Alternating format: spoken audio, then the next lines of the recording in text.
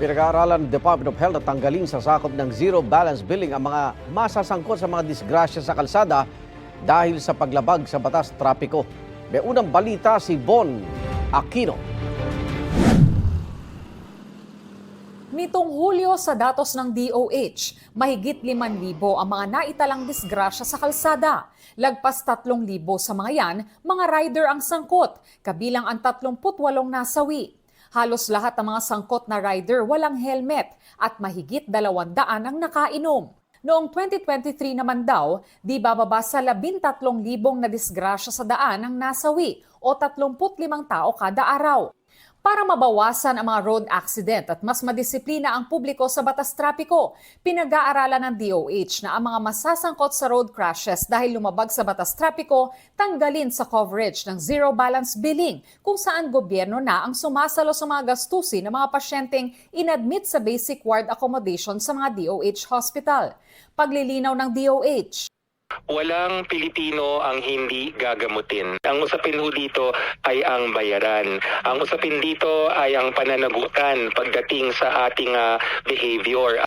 Ang panukalang ito inihalin tulad ng DOH sa moral hazard sa health insurance at mga HMO o Health Maintenance Organization. May mga ganyang sinasabi nating stipulation sa kontrata na kapag ikaw ay pasaway sa batas, either ikaw ay hindi covered dun sa serbisyo na sana'y naiwasan mo or kahit covered ka, yung premium mo, yung binabayad mo, tumataas.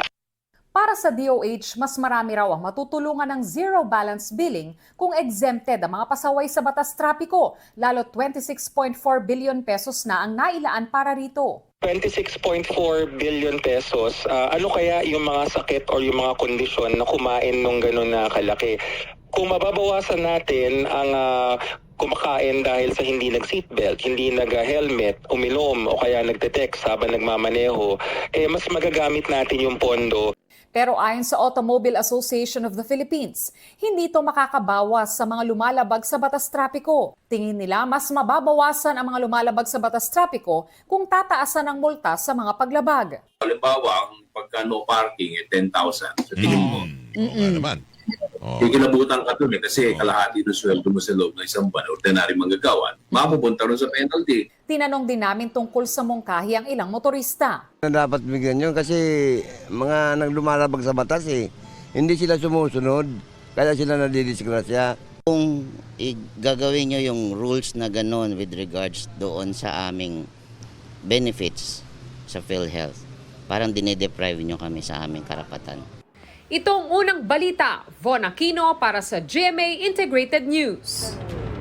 Igan, mauna ka sa mga balita, mag-subscribe na sa GMA Integrated News sa YouTube para sa iba't ibang ulat sa ating bansa.